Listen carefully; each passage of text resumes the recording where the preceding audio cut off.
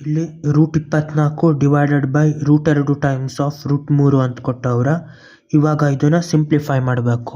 √24 ಏನಂತ ಬರೀಬೋದು, 24ನ 6 4 24 ಅಂತ ಬರೀಬೋದು. ಅಲ್ಲಿಗೆ ಇದನ್ನು √2 ಟೈಮ್ಸ್ ಆಫ್ √3.